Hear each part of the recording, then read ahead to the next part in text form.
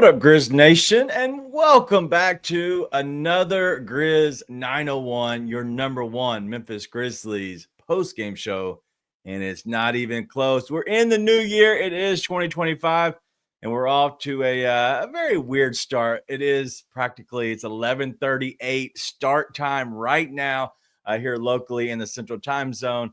But the team is out west playing. They just took on Sacramento, who they lost to 133 to 138. But we're going to get into all of the game. We're going to get into maybe a little what happened with their Christmas festivities, the New Year's, what went on in our lives. We'll get into all that and much more. But as we always do, we are going to break down the entire game from top to bottom and kind of explain why the Grizzlies might have lost, but what they have to look to that's upcoming.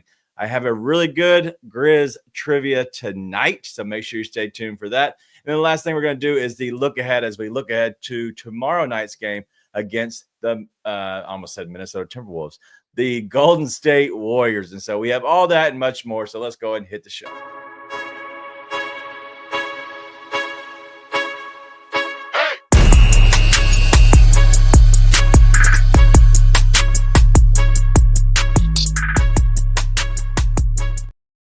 Yo, Nate. What up, man? What up? That was disgusting. Disgusting. It didn't matter. We haven't talked yet, and I was expecting this with the private chat you sent me. I hate this team. Yeah, that's not what I said. But it's a family show. But yeah, dude, it doesn't matter in the scheme of things. But that's not what this show is about. Show's not about what matters in the scheme of things until the second half of the show. Then we'll talk about that. For now, that was effing disgusting. That team, the Kings suck. The Kings are terrible. All you need to know is DeMar DeRozan plays for them. They're terrible. And I'm going to have to sit here and eat my Light the Beam skit from the last time they played because the Grizzlies decided to show up. They have a 2-day hangover from the New Year celebration. I'm sure they took it easy in Phoenix after. It looks like they took it. Hopefully not like they did in Denver 2 years ago. Jesus H, dude. All right, well, let's get into the game. This is obviously, as Art's saying, it's a bad loss. Too many turnovers. They kind of started hot from three. He's talking about Sacramento Kings. The refs did not play us any favors, very much so throughout the game. We're not able to give Jaren many of those fouls where he was getting fouled on, but I think he had no fouls heading into the fourth quarter and fouls out 6 fouls in a quarter, which is nasty work. The officiating was nasty all night, but it was both ways. The Grizzlies shot 13 more free throws than the Kings. Do you know how impossible it is to get 6 fouls in one quarter? Wow. Bro, and like maybe 1 or 2 of them was tic-tacky. Yeah. That's 4 legitimate fouls in a quarter. It's impossible. Jaren has been awesome all year long. Should be an all-star. Shouldn't be a doubt about it. But, dude, that was like one of the most low IQ games I've ever seen him play. No doubt. Been watching him since he was a rookie. Yeah, it was bad down the stretch, and he's gotten much better over the years for sure. But tonight was bad. But as Big Matt's saying, welcome. I haven't seen your name, so welcome. But OKC wins while we take a bad loss. That is an eye roll for sure. But OKC's playing with majority of their team healthy. The Grizzlies are not, which the Grizzlies don't have John Morant as well. So take what you want. I think this is I wouldn't consider this a bad loss. It's something that you hate to see because now you have a back-to-back against the Warriors, and the Warriors can be really good. At any moment, the Warriors can get hot and just shoot you out of the gym, especially at home. That tsunami, but there is no Steph Curry tomorrow night, so we'll get into all that much later. But it was ugly. But let's get into a little bit of the game. Let's start off with Jaylen Wells because Jaylen Wells is by far the light of this game. He goes for 30 points. He goes 8 of 9. From three-point land. What do you make of Jaylen Wells tonight? Because he looked like he was just incredible from the start. It would have been even more incredible if his own team hadn't froze him out in the fourth quarter. Yeah. He was awesome. Listen, I got nothing but negative things to say for at least 8 minutes. So Jaylen Wells was awesome. There you go. There's my good thing to say. We can talk about it more in depth, but right. I mean, I don't know how he gets frozen out. He's going lights off, going absolutely insane. Cannot miss. We've all been in the gym with the guy who just like, it doesn't matter. You put 3 guys in his face, and that ball is going to rainbow its way into the net. And that was Jaylen Wells tonight. Yep. He was awesome. Homecoming game looked absolutely incredible. How he got 30 and didn't shoot a single free throw, I don't know. I may or may not have had him having at least one free throw make tonight, but that's beside the point. Dude looked awesome. The fact that he's like 4th or 5th in Rookie of the Year voting with the job he's done for this team is insane. Yves Missy is up at the top somehow, and I just watched him get dominated by ED for a full game minus 1 play. So there's another thing I can be mad about. But Jaylen Wells was awesome tonight. There we go. He was incredible. I wish we talked about it later when I get all the other stuff out. Right. Listen, I think that Jaylen Wells was a bright spot. He's from the Sacramento area.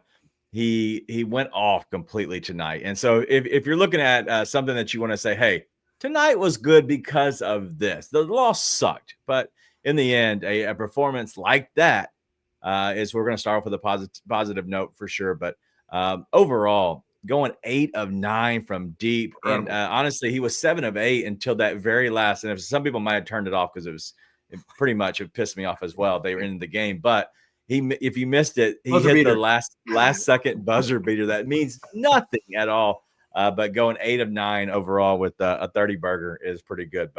But anyway, all right, let's get into a little bit of the guys that are surrounding the outside of the main names. Okay, John Conchar tonight looked horrible. Like, and kind of and I don't know about Conchar, like what he needs to do, because the last 2 games that he's played, he's averaged 13.5 rebounds in his 2 starts. He's looked incredible. And tonight he looked very lost on defense. And I don't worry about his offense. His offense has not been great. You don't put him on the floor because of his offense. His defense looked horrible tonight. And so if you look at a guy like John Conchar, Jay Huff played 3 minutes. He was terrible in his 3 minutes. Zach Edey looked fine. Like, he looked like he was just there, in all honesty. And he was getting cooked. And I don't know if you saw this. Once Sabonis caught the ball, if Sabonis was going against Edey, as soon as he caught it, he went immediately, because he can get around Zach Edey if he creates his offense a lot faster. Edey was having trouble with that early on in the game. Figured it out late, but 9 and 7 overall for Edey. Jake LaRavia looked bad most of the night. The bench looked bad most of the night. Luke Kennard. All right, let's stop on Luke Kennard. 11, 8, and 9. 2 of 5 from 3. 3 of 10 overall. He didn't have it shooting just in general. But what's your thoughts on Luke? Because I thought he played fine, but I just thought it was just too much. I don't know. I think he was fine, but it just seemed like there was nothing happening with him on the court, even though his stats say otherwise. He was doing everything right, except for he was like, when he was facilitating, when he got to the bucket, he didn't know what to do. Okay. Once he gets inside that arc and he's not taking a jump shot, it gets dicey with Luke, right? I mean, I do think he played really well tonight, but the decision making once he got to the paint was really, really rough. And he decided to pass. He should have taken the layup. When he decided to lay it up, he should have found a way to pass. It just was something he's not done a lot, right? I mean, it was rough to watch, but it was rough to watch because of everything going on around him. It wasn't him. He's been playing well. Yeah. Well, I think overall Luke played fine tonight. Like, he played good. Like, you wouldn't not take that performance. I think it was just outside of him where it just seemed like it was kind of just troubling. But let's go with Scottie Pippen next. 16, 2 and 5 on the night. 3 of 5 from deep. Somebody said guap, whatever. Just say plus 13. I forgot to hit that on. Plus 13 for Luke, because that is a big number, in all honesty, because nobody else really had that. But overall, Scottie Pippen Jr., 16, 2 and 5. You and Ryan, who were in a group chat were very out on his performance tonight. I didn't think it looked that bad. And then I saw a minus 21. I was like, all right, maybe it was worse than I thought. Yeah, dog. Okay, we got Rage Tempo here saying his shooting wasn't that good. That was the only thing he did well tonight. Quit throwing the ball to the other team, point guard. Your team is in red. Their team is in black. Like, I'm colorblind, so I get sometimes it's hard. But, dog, what did he finish with tonight? Was it just 5? 4? No, because they missed one in the fourth quarter then. Because he had 4 going in the fourth. Quit throwing the ball to the other team. Like, quit getting your pocket pick. Yeah. Quit gambling on steals. Did you see what happened? The last free throws that the Kings shot, the entire team's playing face guard and defense. He tries to flop into the bench. Dog. Between him, he's gonna be fine. Yeah. He's gonna be fine. Between him and Jake, they've been like unwatchable. Yeah. Past handful of games. We'll talk about Jake in a minute, I'm sure. But Scotty, listen, the stats look fine. The plus minus tells the story of Scotty tonight. Looks awful on defense, gambled way too much, and just making bonehead plays. Can't have it. No doubt. And that's kind of how it's been for sure. It just seems like, and I think Brevin was talking about this a little bit during the game tonight, is there's a lot too many guys that are making cuts into the interior of the defense that are not looking to score. Like, we're getting inside and looking to kick, because that's the kind of the flow of the offense. You go in and it spins it out. Like, that's what they want to do, which is fine. But you should always look to score first, because if you can look to score first, then obviously you have a higher percentage shot. But I get looking to kick it out. The problem is if you're a Scottie Pippen, you should be looking to get to the front of the rim all the time. I get maybe why Luke Kennard doesn't, even though, as Lauren's saying here, she was saying that Luke Kennard has been very much the aggressor, and I am not used to it, just like she's not used to it. Welcome back, Lauren.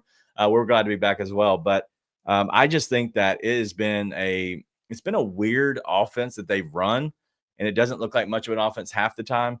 But we definitely have some growing pains within this offense, especially when Pippen's running it and we're playing a decent team. I still consider Sacramento a decent team, and they got the punch in the arm from the new coach, right? I know everybody's saying they just fired their coach. That doesn't change much of your team, in all honesty. It doesn't. You might have some stylistic things that you might change, maybe a little bit of pace, a little bit of a method or formations that you run. But for the most part, your team's going to look pretty much the same. Well, and if your best player and your head coach weren't getting along, it's only going to help your team. So true. That seems to be what the case was. So, yep. But it's with Scotty, with a lot of these guys, they're being asked to do more than they're going to need to be asked to do. Yeah. Right. Or should be asked to do. So that's part of it to keep in mind. But at the end of the day, like, that Kings team is not good. No, they're not. And this team should have still won this game. The Grizzlies had to play so awful outside of really 2 guys for the Kings to be able to bring this home. Guard play just can't be that bad outside of – you had Jaylen Wells go out of his mind. Desmond Bane played a good game despite the fact he was 0 for 4 from 3. He still played really well tonight. The rest of the guard play completely sank them. Yep. Right? You couldn't have anybody else in there. I guess Luke played well, but the bad decisions at bad times killed them tonight. Story of the night was the bigs. Bigs crushed you tonight outside of Brandon Clark. You killed you not having Santi Aldama in this game. As Wayne was saying, we could have really used John Morant tonight. Yeah, I'd love to have one of those. Or Santi Aldama, or a Vince Williams, or a G.G. Jackson. Even throw me a Marcus Smart. Right. Let's go ahead and go to Jaren. Drew's here. He'd love to see where Goon is, just to talk a little trash about Jaren. I don't know where Goon is. This is Goon's night. This is Goon's night, and he's not here. Maybe he is Jaren, and this is not the night to show up. Not the night. It's like, maybe I shouldn't push those buttons tonight. Well, it makes sense. He didn't show up to the game either. But Jaren actually played a pretty decent first I thought he half. was fine. He played decent first half. Second half was just bad from the start. It was like he didn't get a call at the very beginning of the third quarter, and he was mentally out of it the entire rest of the game. After that, it felt like he does get a remarkably awful whistle still. You know, and that's not, to be clear, this has nothing to do with the 6 fouls he got in one quarter tonight. that wasn't the bad whistle. Jaren shot, what did he end up with? 10 free throws tonight? Easily could have been double that. Dude gets hacked every single time he goes to the bucket. It's the only way these defenses can stop him. And it's So ridiculous misses. what's your thoughts about that? Because I am very much the guy who you have to be pretty savvy at getting the calls. Okay. And so, and let me explain myself. I I know. don't think that you need I to get it. flail. I don't think you need to flail, but you have, when you're playing, you need to create the contact as part of your repertoire. Like, so if like, so me, for example, and this is very much on a low level, I knew how to create contact within myself, within my game, to still get the calls with a chance to maybe have enough strength to shoot, a shot to get an one, right? As most people do. Some people, once they get hit, they don't know how to hold the contact and then continue their shot. But also with him, he's still getting hit. The problem is once he gets hit, he has to go into that hit to make it look worse, to be able to continue and get more of the action, if that makes sense. And it probably doesn't, but you have to embellish a little bit, but also you have to make it actually look worse than it is. So if somebody's hitting you in the arm, it needs to fall and your whole body needs to dip a little bit more and then change your trajectory of the way you're going and the way your shot's going. I don't think he does that. I think he muscles through it when it looks like they're NBA players and they're just muscling through a little bit of contact. So as Wayno's saying, you have to sell the contact, and that's where it comes to. I think that's why he doesn't get the calls. But what say you? Well, I think number one, going back to the why NBA ratings are down, my stance, surprise, surprise, is the way the game's officiated. So I think if you got to sell contact and you're not trying to score, it's a gross product. That should get fixed. So that's beside the point, but F that. Other part of that is sometimes, yeah, like sometimes dudes are sitting there and they're just flailing, and that's why they get calls, right? A la Joel Embiid. Gross.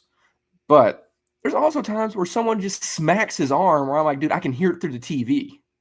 Yeah. Like, you shouldn't have to sell the fact that somebody smacks your arm and there's just your arms up there.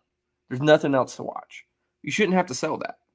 So, sure, you need to be able to sell it. But at a certain point, it's ridiculous. You shouldn't have to sell that, right? You shouldn't have to sell the fact that you just got bumped in the hip and you're flying to the ground. It's the same thing that Ant was saying about their team. Like, he's getting punished for being stronger and better than the guys he's playing against. Yeah. Can't happen. Goon's here. Hi, Goon. Everybody's been waiting on Goon. Goon finishes bubbly and is here to party now, as Drew says. But I just think that he needs to figure out a way to react and kind of embellish into that a little bit. It's just, I don't know. I never want a player that either a team that I like or a team that would play with me to flail. I hate flailing. I don't think that's what you need, but I think you have to somehow embellish it. So when you do get hit, it bumps you off your spot, which creates a little bit more movement and a little more action for the referee to see that something has taken place. I think that's all he needs to work on. I'm not saying that's something you work on maybe during the season, but something you always got to think about. When I'm driving, once I get hit, I need to kind of spin off of that. So we'll see. But anyway, enough about Jaren. Just overall, a great time for Goon to get here for sure. But tonight, I think that the Grizzlies played fine. They should not have won that game. And I think it was Ryan who said the only reason they had a chance to even be in that game is because the Kings suck. But they should not have won that game. They did not play anywhere close to good enough to get anywhere close to win that game. Do you not think so? No, yeah, they played horrible, but they should have played good. That's what well, I agree. They should have played well. Like, you can't say the Grizzlies played fine. If they play fine, they win that game. The Kings 100%. Are terrible. Yes, the Kings, that's what I'm saying. You and me might be able to get buckets, dude. like you and me can maybe score a point. That team is not good. No, if you play fine, you win that game. Yeah. Like, if Jaren plays fine, they win that game. He played fine for a half, and then he disappeared and played awful basketball for another half. I agree. And nobody came with him. Brandon, I thought, played well. Luke, I thought, played well. Thus endeth the guys who played well outside of Dez and Jaylen. That's it. Pippen is like it's all the little decisions that you see play out, right? 4 turnovers was not is not the story. It's the, okay, I drove into this and then passed it out, threw a grenade to somebody. Right. Okay, I gambled on 3 different balls that turned into 3 points. Like, hey, we didn't chase down a rebound and we didn't rotate to a guy in the corner. All this was happening with not just Scotty tonight, with Conchar when he was out there. Everybody defensively had lapses other than Jaylen Wells, who continues to be amazing. Yeah. Jay Huff, brutal in his minutes, got detonated on in the last minute of the game when he got put in. That sucked for him. We'll talk about Jake probably a little bit more in a minute. Edie, this is not the game for him. You got a guy that is better at rebounding than you, which is the only thing that you're really going to bring, and you can't keep up with the pace and space that they got. So he'll learn. I don't think it's something he can't do, generally speaking, but he's got to learn a lot to be able to do that. But yeah, when you say they shouldn't have won that game, they shouldn't have won that game based on the way they played. Correct. Which was ass. Hey, it's late night. It's midnight here. Why not? I'm assuming the kids are in bed. All the kids are in bed. Maybe Wayno's. I think he's on a different time. I'm not exactly sure what time it is. So it's okay. Yeah. But yeah, dude. I mean, it's terrible. It was gross. It's not a bad loss, but everyone has absolutely every right to be upset. Disgusting. Not a bad loss. Doesn't matter. Disgusting loss. Yeah, I agree. Let's get into Jake. Yeah, let's get. Hey, you're on a roll, man. Let's roll. Clock Shark McKnight. You see, he was hurt, right? Here's he was hurt. Savorg, light the beam. Listen, by all means, listen, get it while you can, brother.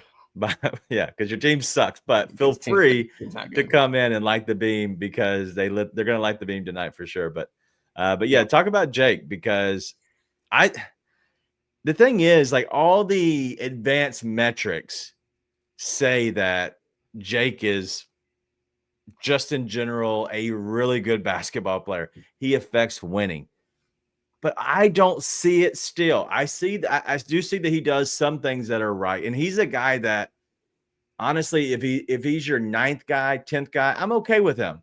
In all honesty, I'm okay with Jake as a 9th or 10th guy. I think he's fine as a regular season guy.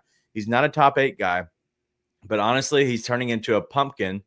But still, I think he can affect winning. I just don't like his style of play in particular. And I think that we can get more out of other players than we can with Jake. But you're completely out on him again. I'm not completely out on him. Oh. But I'd be telling all the teams that we're talking about in trades that he's hurt. It's rough, dude. Every time he's trying to dribble, it's bad. And it's honestly, it's just that he's done a lot of catch on the outside, dribble drive, the same thing the rest of the team has been doing. Yeah. And I don't know what's happened. Dude, I can't dribble anymore. Yeah. It's like he's getting just locked up. I can't remember who it was the other night, but it was someone. I think I may have messaged you and said, you can't get locked up by them. That can't happen. You can't lose your dribble against so-and-so. And it's been bad. So he's played really well for a lot of the year. And I think he's earned the benefit of the doubt for the most part this season. But dude, it's gotten to the point the past handful of games where it's like, like that spot's there to be taken by a lot. Whereas I think 2 or 3 weeks ago, we're probably sitting there saying, hey, Jake's earned some minutes, right? You got to come in and say, hey, like, you got to prove you can contribute because this guy's contributing. Yeah. Right. Which we both would expect Vince and Gigi to do regardless, but you got to do it. Whereas now it's like, we need someone else to go into the game. So it's looking rough. Yeah. I'm not completely out on him. Okay. Well, I'm not saying I'm out on him either. I just think he's fine. I think he's fine for what he is. And he's having to play higher minutes, bigger minutes, unfortunately. But let's look through some of these stats real quick, because this will kind of lead us into a little bit of the Grizz trivia in a little bit. But this is from Drew, from, I guess, his source at Fast Break Breakfast. The Grizzlies have been 15-1 when making 15+ threes. They made 17 tonight. 16-2 with 30+ assists. They had 31 tonight. 14-0 when Jaylen Wells makes a greater than 33% of his threes. He was 8 of 9 tonight.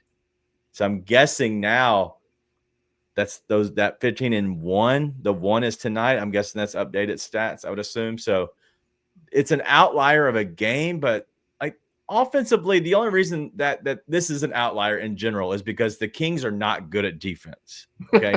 That allowed you to play into the game. The game was 133 to 138. So I think that's why stats lie sometimes, is because when you look at those metrics, yeah, well, because you score so much and you scored at a high rate, nobody could stop anybody. So I just don't get it. But he does have another one, 19-3 when Brandon Clark played 15 plus minutes, played 23 tonight, 53-1 all time when scoring 130 plus points in a non-overtime game.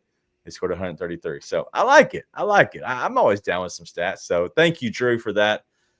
Even though I think that is a little bit jaded just because of the Sacramento Kings are not good at defense. But anything else that you have on this game? Because I have one more thing I want to get to before we hit the actual Grizz trivia. No, not really. Listen, it doesn't matter in the scheme of things, but it's a gross loss to a bad team. Yep. So it's and the way it just played out was just gross. So everyone who's mad, you have every right to be mad. But yeah, let's put a bow on it from Marco right here. He says, bottom line, Grizz did not play like the 4th ranked defense tonight. That's what it comes down to. You play defense, all those other metrics that Drew was just talking about, the stats, all that is cleared, right? All that helps itself. That's why you get to those, is because of your defense. The defense didn't show up tonight. But let's get to a little bit of a pre-Grizz trivia. The Grizzlies, what is their record at home, Nate? You have any idea? No. Okay. They're 14-4. Do you know what their record is right now? Just overall in general. Honestly, no. Exactly. And that's fine. That's not to catch you. 23-12, right? So 23-12, they're 14-4 at home, 9-8 away. That's not the worst at all.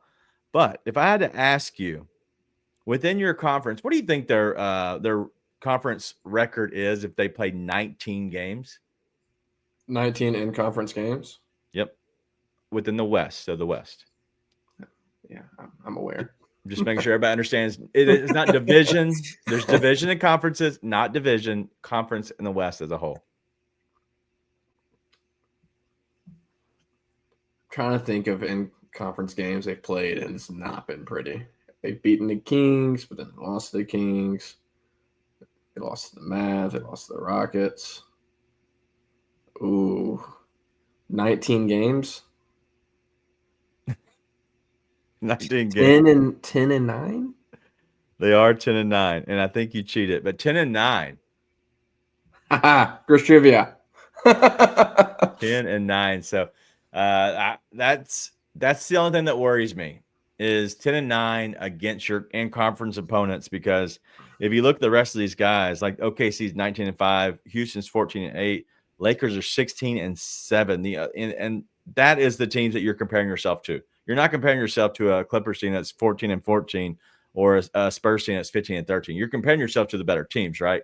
And so those better teams are playing better against the West. Unfortunately, the Grizzlies have not played good against the West. But, Nate, you did so good. Let's go ahead and hit some Grizz trivia.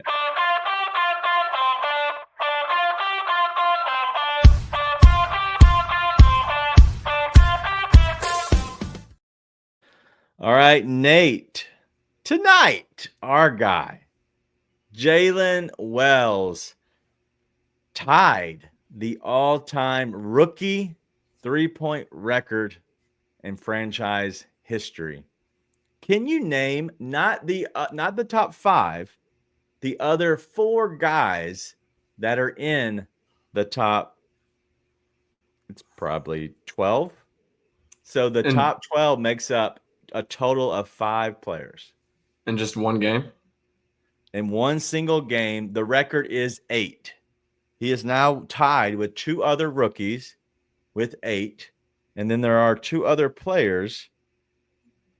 2 other players that make up the top 12.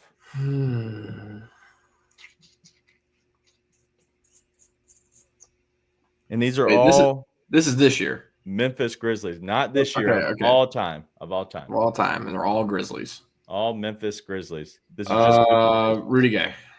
No. OJ Mayo. OJ Mayo is the last one. He is 9th on the list. And I think I just fat fingered this. He was 8th on the list with 6. Mike Miller. Mike Miller is not on here. He was not a rookie in Memphis. Okay, that's why I was like, I can't remember. Shane Battier. Shane Battier is not on this list. So you have Jaylen Wells and you have OJ Mayo. Jaren Jackson. Sorry. No. Nope. What? Nope. How many do you have in that Bucks game his rookie year? It's not more than 5. That's as low as my list has at the moment. That's crazy. Gigi Jackson.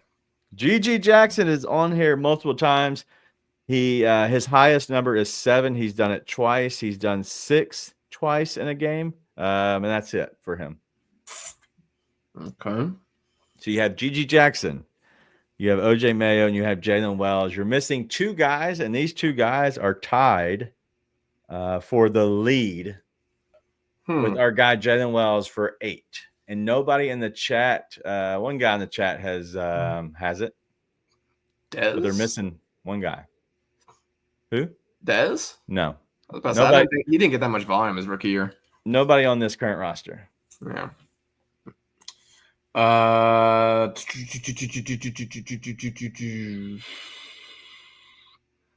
Conley never did that, right?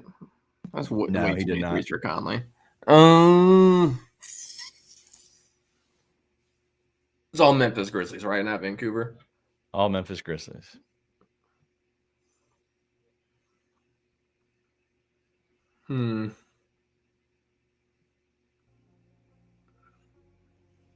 Rookies in Memphis. Wesley Person, James Posey. I like all these. Brooks, no. Brooks is not. Grievous Vasquez is not. Wayno has one of the guys. Neither one of the Brooks did it? Nobody with the name of Brooks did it. Dylan or Marshawn? Nobody.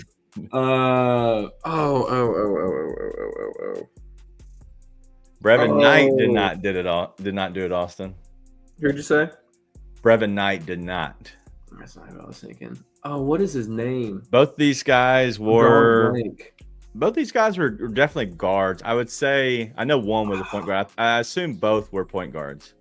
What is dude's name that was like a high pick? Kenny got it. I cannot remember his name. I can see his face. All right, you got a black guy and a white guy. Both point guards. Marco.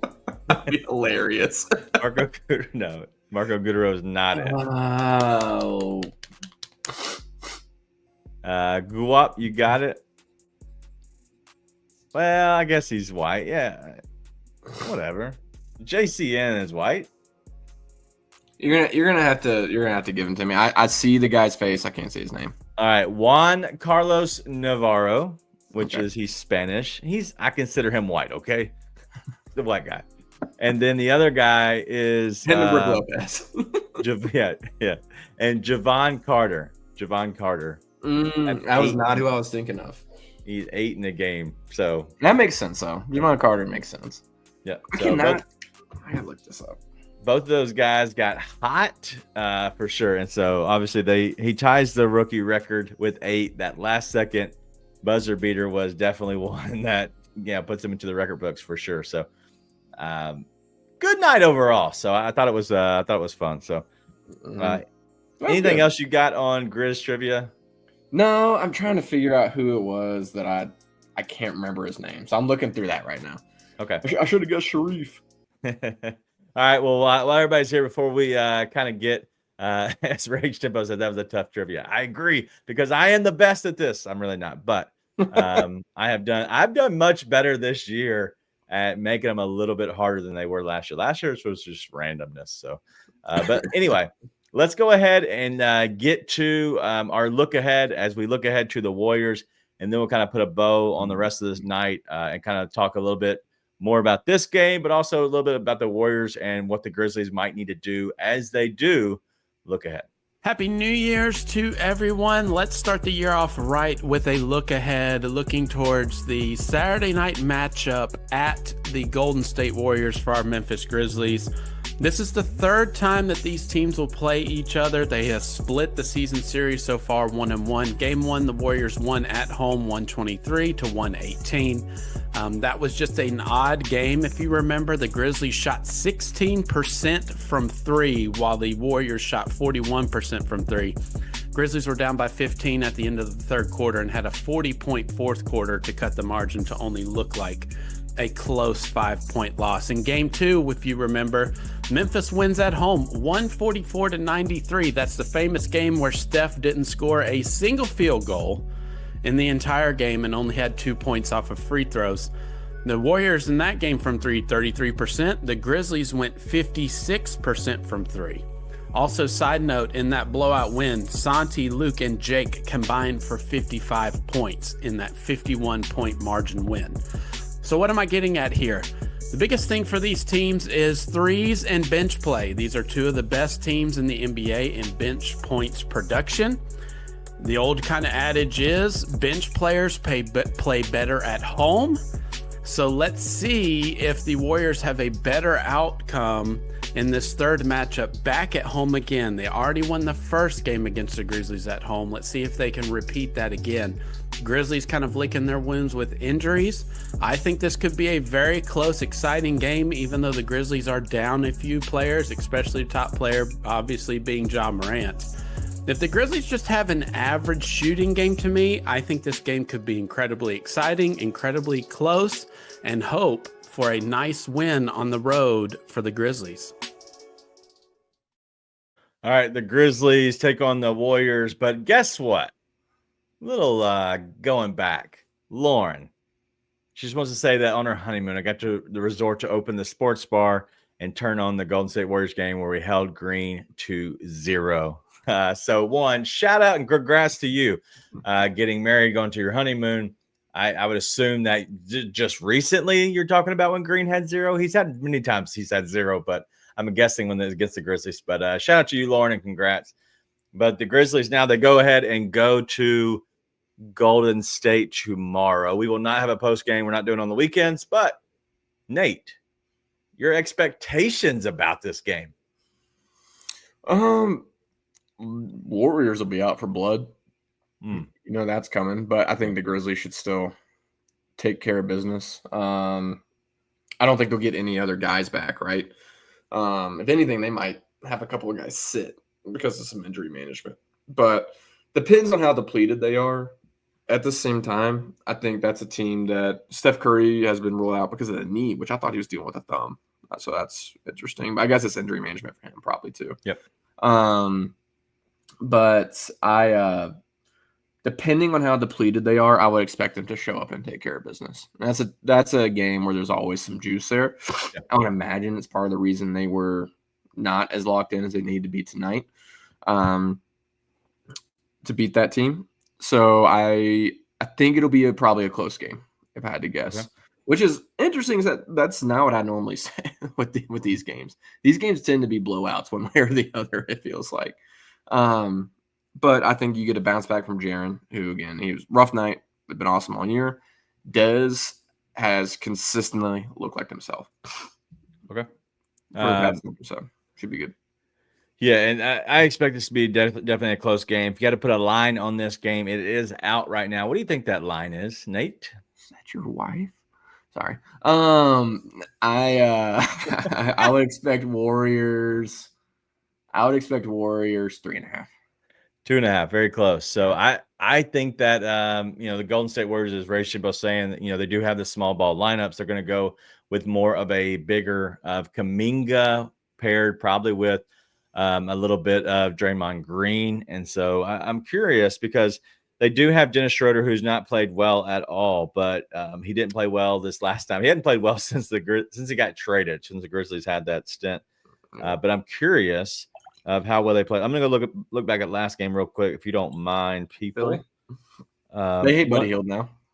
Yeah, Buddy Hield, he'll be shooting a lot of threes. 139 to 105 over the Sixers. Sixers did not play well at all, but TJD has been playing well for them. He did not play well in that game, but it was Andrew Wiggins, Schroeder had 15 points there. Draymond had 15. Kuminga had 20. Lonnie Waters, the third, had 10.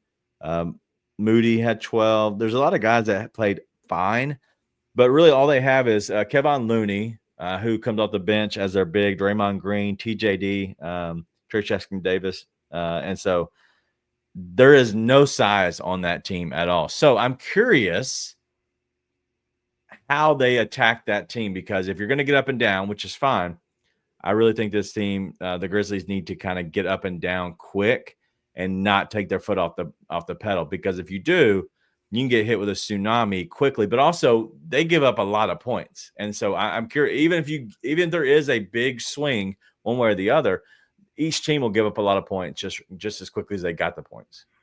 I feel like you gotta use Edey here, though. Okay. I think we might be different on that, but it's different than the Kings, because the Kings have an unlimited amount of shooters, it feels like. And Sabonis is a better rebounder than anyone you've got on your team, unless you have Nikola Jokic or Steven Adams, who he was Steven Adams rookie, and Adams just owns him, it feels like. Other than that, Sabonis is a better rebounder. So what advantage does Edey give you? None. Yeah. That's not how it is with the Warriors, right? The only guy they've got that can really go in there and compete with him is sort of Draymond, and that's because Draymond's gotten away with murder in the past, and they're not really letting him do that anymore, you know? Yeah. So I think you got to utilize Edey here, and then you go in with the game plan of who you're going to let take the shots. Yeah. And with Steph Curry out, that job gets a lot easier until someone gets hot, right? And then you got to adjust. So someone will get hot for the Warriors almost inevitably if they are using Edey, but you take that time to adjust and make someone else make shots. I think that they have a really good. I think they match up really well against a Steph-less a Steph-less team for the Warriors. So I'm curious how they do attack it. I think I would still roll with BC in the starting lineup just because he's more trustworthy. But I think what you could do is you could go away from Clark early and get to Edey, and Edey with a little bit more of a pairing of Bane, if that makes sense. Because if you've seen what Bane and Edey like to do, they like to run the more pick and roll type offense, and that's kind of what they did late into the quarter when they went on a little bit of a surge and into the fourth, is because they went ahead and started running Bane and Edey on that pick and roll, that two-man game. But they normally never do it any other way. And so I like the pairing of Edey and Bane. And so I'm curious if they can somehow match them up throughout the night to get them some easy plays. And so we'll see. But I think that's where Bane's best, when he can get a two-man game. Yep. And he can do it with Brandon too. I think Brandon's been playing really well lately, and that's good to see. And he'll be important against them. I think the bigs are really important. Your bigs are where you should be winning a lot of these matchups. So at least until you get your guys back. No doubt. All right, but that's enough about the look ahead to the Warriors. As I completely screw up our screen there. There we go. What's your thoughts on the trades? Because there's been a lot of that, and I want to spend maybe 5 or 10 minutes max on this and be done for the night. I know you don't love talking about trades, but maybe 5 or so minutes. Just in general, do they have to make a trade? I think you should. Okay. You need vets that are going to be on the court for you. Okay. Marcus Smart was supposed to be that. And I think he showed up after he came back from his first injury, and he was playing like you want him to. Probably a little bit too Dillon-y in the shot selection. But I've always said I think winning matters, and Marcus Smart's always been a winner, and that's important. His health is unreliable at best. You know, it's like weird stuff. Yeah. But normally I'd say none of it's interconnected. So it's not like he has a lingering back issue or lingering hamstring. But you're starting to get up there a little bit in age, and the older you get, the more that stuff just starts to get hurt. And it feels like that might be what's happening. All right. He plays a very gritty, hard style of basketball too. So that's not unexpected with that. So who's going to do that for you? I've never been a huge DFS fan. I know everyone was super bummed out that we didn't get DFS, but I was like, I seen that guy miss way too many open threes from Luka. Yeah. So I'm like, I guess maybe I'm super biased because I've only watched his bad games, but I was never a huge fan of DFS. Although I do understand he brings a hard-nosed style of defense that you do want. Yeah. But yes, I do think you should make a trade. I think for one, you need to upgrade. You need an upgrade to win. Otherwise, everything has to go perfect for you to contend, and that never happens. So you need to upgrade. Two, you need to consolidate, man. Like Jake LaRavia and John Conchar are not going to do anything for this team. You got money sitting there that's not going to be used. So you need to find a way to get rid of it. And if you can upgrade using another contract for a guy who would play for you, but you can get something better, like Luke Kennard, possibly Marcus Smart, you do it. Yeah, and I think everybody's on the table just talking back and forth. And this isn't like, hey, nobody's untradeable. I get there's guys on the team that would be untradeable in general, right? I wouldn't give up a Ja, Jaren, Bane, and any of the young guys that have the chance to be really, really good. There's none of those guys I would give up unless you just got somebody that is undeniable, right? Okay, so let's just put that out there. So I would say Ja, Jaren, Bane. I'm not trading them for anything. Edie, same thing, right? He's a cheap rookie. He's actually playing well. I wouldn't give up him if I didn't have to. Wells is the same way. GG and Vince. Is there anybody else outside of them you're like, hey, unless it's a superstar or somebody amazing, I don't want to come off of them? Is there anybody else for you? I'd probably come off a couple of those guys for something, but no, I mean, it's the NBA. If you have a chance to make the move, you make the move. Right. Yeah. Well, you know, and that's where I stand, because you look at the rest of these guys. Like you have Santi on an expiring deal. You have Jake on an expiring deal. You have Marcus Smart, who doesn't fit this team, in my opinion. So I think that you can easily come off of him. And you have, obviously Conchar. You have other guys that are in there. You also have Luke Kennard, who does have a no trade clause. I want people to understand that he does have a no trade clause. So there are issues within making the trades. Most of those guys don't make a lot of money, but if you add up, I think it's all the guys that are here: Gigi, Vince, Edie. I'm missing some.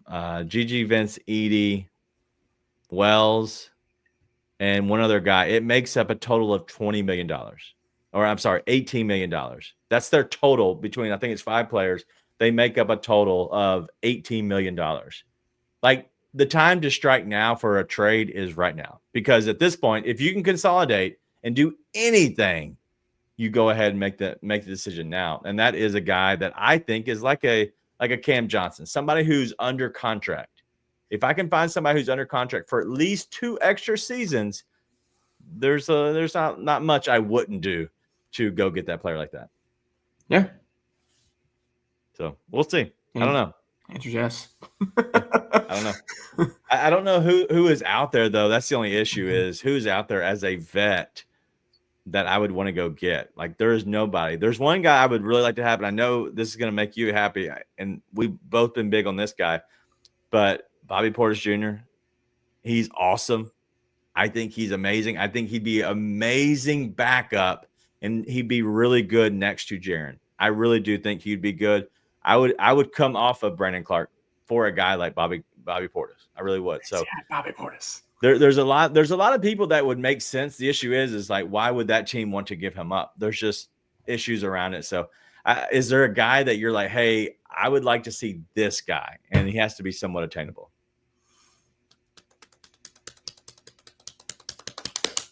I mean, Cam Johnson is the obvious guy, but seems like both organizations are butthurt with each other. So, but are we serious? We're not listening to idiots. The NBA GM account. Come on. There's got to be a true level of distrust if you're the Grizzlies there. Honestly, I mean, think about it with the Mikal Bridges stuff, and then now with the DFS stuff. That deal, there's no way those details are all laid out like they were. That deal wasn't done outside of in writing, right? At least on the Grizzlies' mind. Yeah. So, yeah, there's got to be a level of distrust there. Is it enough that you aren't going to go get a guy that you think can help your team win a championship? No. Does it make it harder? Yes. So, I've always been a big fan of Jeremy Grant.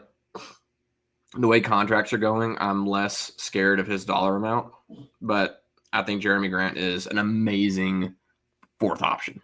Yeah. Like an incredible fourth option, which is what he would be on this team. And I think you get guys like that come to teams who are going to be competing, especially if you left a team that won a championship, which he did. And all of a sudden you see a new inspired form of them. I think you could see that. So I like Jeremy Grant a lot. Love Crazy Eye Bobby Portis. I'm not sure that's actually the best move out there, realistic, but I would never be mad about getting Bobby Portis on the team. I don't know. It's all I have off the top of my head, although I'm sure there's others out there. How realistic they are, I don't know. That's the issue, is like how realistic these guys are.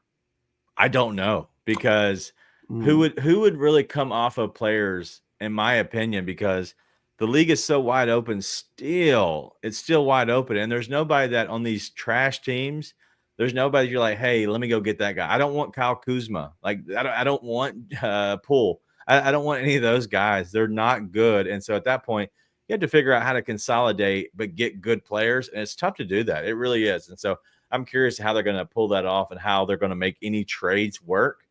So I'm just I hope that they figure out something, but the only names that I have heard personally is DeAndre Hunter and Larry Nance Jr. Larry Nance Jr. just broke his hand, I believe is his hand. And so he's out for a good bit. I don't know if he would be back in time before the trade deadline, but those are the only two guys that I've actually heard, other than the talks on Brandon Ingram are squashed. They're done. They're not taking any guys that have injury issues, but also they're not going to take any rentals unless it's just a no-brainer. And so that's the only word I've heard on anything. And so I would just kind of understand that's why they're not making decisions on players like that. I can't believe it. I was looking through the comments and I saw one that I actually agree with. On one side of it, I love Bruce Brown. I don't think it's the right move because he's an unrestricted free agent, unless you have something like, hey, we're going to work out an extension, which is not – Memphis is not a destination franchise, so it's hard to get that kind of set in stone. But I do like Bruce Brown a lot. It's something that's been on my mind, but with his contract situation, that makes it tough. I know there's a guy, Chris, loves John Collins. I actually am a big John Collins fan. If he can still shoot, and looks like he can still shoot, I'm in on that. Love Colin Sexton. Love Colin Sexton. You want to talk about a guy who can come just be a spark plug off the bench? Like Jordan Clarkson has that role, that label. Give me Colin Sexton all day. Dude's awesome. So Jazz could be a good trade partner as well. For sure. And the Jazz are right there. I forget about them, in all honesty, especially John Collins and Colin Sexton. So I like both those guys as well. I'm curious how they would fit, but I don't think that there'd be any issues. I honestly think they would run the bench unit, in my opinion. I think you might be able to go and start Collins. I don't know if that's his best fit, in my opinion, because I think you can still go big or go with another guy next to Jaren that isn't Collins that can play a little bit, bigger type. But I think if you have somebody to stretch for a little bit, I think John Collins would fit perfectly in this offense. He would feel very similar to the role of Santi Aldama. He feels like your PJ Washington move. Yeah, that's what that feels like, and I think there's merit to that. I don't think that's a one-off thing that can only work for the Mavericks and a bit of a magic run. Okay, I like it. All right, well, that's it for the show tonight. I know we want to make sure we kind of stop a little bit. It's already 12:30 here. I'm trying to go to bed. I got things to do tomorrow, but thanks for everybody for hanging out with us. If you're here and you're wrapping up just like we are, go ahead and drop the chat, hit the like button on your way out. I would appreciate it because that's what we do. That's what we need. We need a little bit of likes in our life. We need to be appreciated. But I do think that this is a fun time for Grizzlies season, even though the night's game did not go as we wanted it to. It's fine. We'll figure it out, and they'll move on. But tomorrow, they do take on the Warriors. If you have a play and if you're a betting person, go hit the Grizzlies team total in the first half. They're a cash cow. I expect them to go over. As long as it's 61 or less, I'm rolling with the Grizzlies. They scored another 70 whatever tonight. So go ahead and hit them again. But that's all we got on the show. We'll see you all. When's the next game? Do we know? Tomorrow. When's our next game? Monday against the Mavs. 1-6 against the Mavs. We'll see you all then. Be nice and tell your friends.